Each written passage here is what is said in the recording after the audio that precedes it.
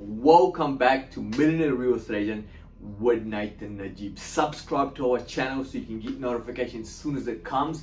And also join us in our training, 2-hour training that we do for agents, all agents across Christchurch, 2 hours on Saturday. The reason behind the Saturday is because I only want the committed ones, the people that want to go places. This week I want to have a chat about 7 traits of successful best or the best salespeople that I've seen in the whole world. And then last year we spoke about 6 things to do to thrive in the next 2 years, 2 years of hard times, not just survive or fall out. The 6 things to do to thrive in the market ahead. What that will, in fact, we'll put a link of that below, and subscribe to our channel below as well. So today, 7 traits of the best on the planet. First one, humility, authenticity. Now, humility and authenticity, what do I mean by that? Humility is when we put people's interests before ours. Most salespeople, what I've seen is they want to get a sale done so they can move on, right? No, best what I've seen, like, the ones that have been around, stayed for a long period of time, successful, people respect them, are the ones that are humble. They give you advice, they put your interest before theirs, right? If you want to be best of the best salespeople person. So put people's interests before yours, yeah? And then authenticity. What I mean by authenticity? Authenticity is giving people real advice, like not what's best for you, but what's for them. Like, giving advice. If you think that auctioning this property is not good for them and they want to auction, your responsibility as a professional real estate agent to say, hey, no, you know what? I don't think that is good for you. I'll appreciate that. Like, we would do what you're happy to do, but hey, if it was my home, it was my mom's home, if it was my grandmother's home, I would not go to auction. So authentic, giving real advice to people. Secondly, energy, excitement, enthusiasm. Of course, you need to be excited about what you bring to the table, right? Of course, you got to have energy that people want to connect with. One of the things that I talk about to my team here is like having that AM energy, but being a little bit energetic, and then when you go out, being a little bit loud and talk on the phone and stuff, yes, for sure, that's for the start. AM energy when you're making prospecting calls, and then when you go down to sit down with people to connect, you shut up, ask questions, and listen. Okay, so that's kind of energy I'm talking about. I'm not talking about like upbeat, fast, not listening kind of people energy. No. I'm talking about the energy that you bring to the meetings is like, you got to make sure you got to be more of a somebody that people can connect with, right?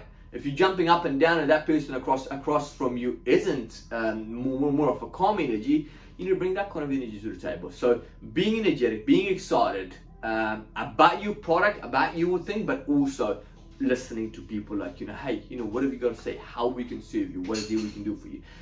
Persistence is one of the most important things I suggest, because what happens is most salespeople, there was a research done, 80% of businesses done after 3rd phone call, and then only 20% of agents call or salespeople call after the 1st phone call. So what I'm trying to say here, don't quote me on those numbers, I'm not sure exactly what they are, but what I'm saying is following up and following through, having the persistence. Somebody says, hey, what, are we not ready yet?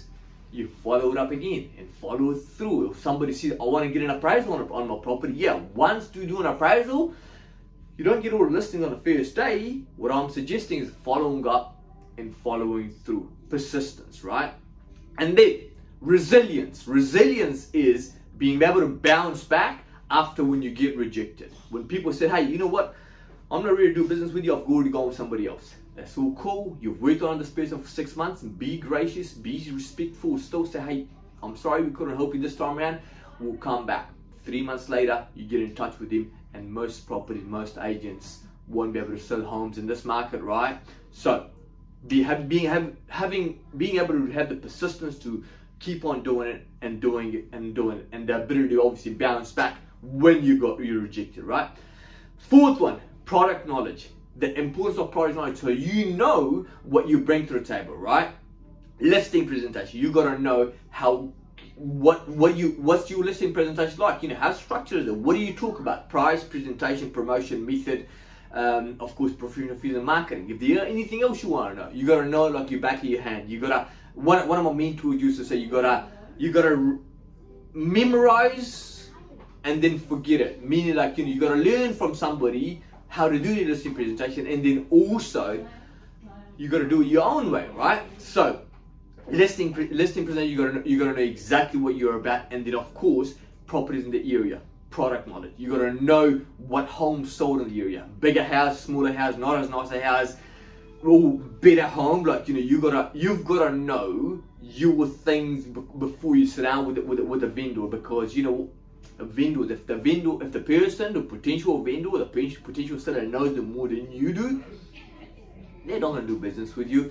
Ability to connect, to building rapport, right? That's important. Every salesperson must have that, right? Being able to connect with people, right?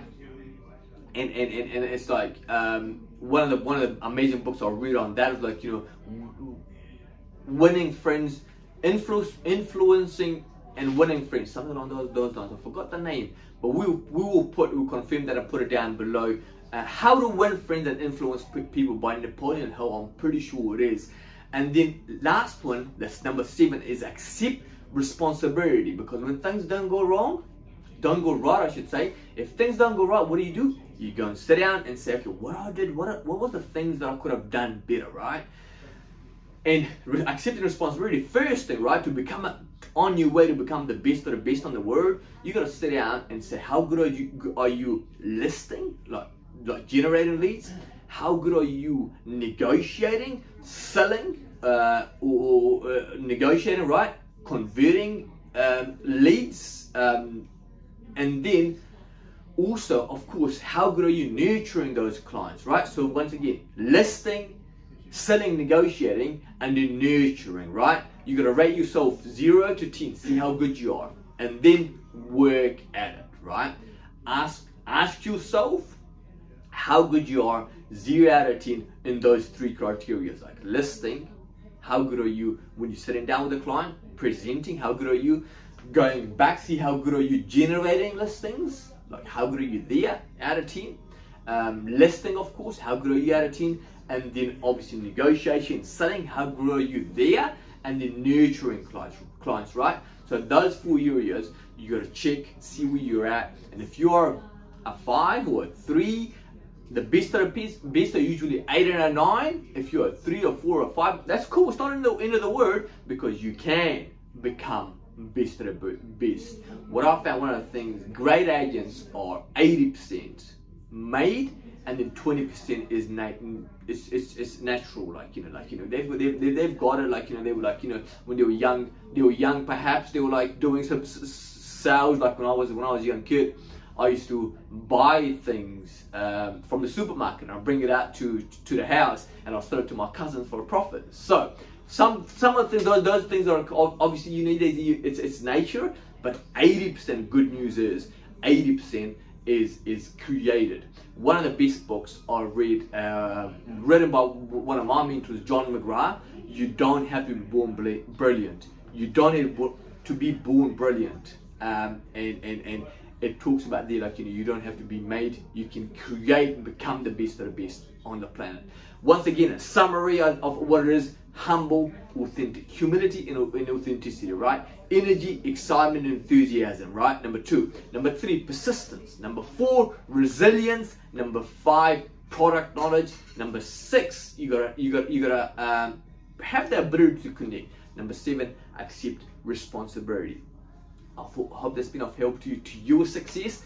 And if you want to come along to our training on Saturday, 8 to 10 a.m., send me an email, nathan@najibre.co.nz. Otherwise, subscribe to your channel, and we'll send you the links as we do these videos. All the best.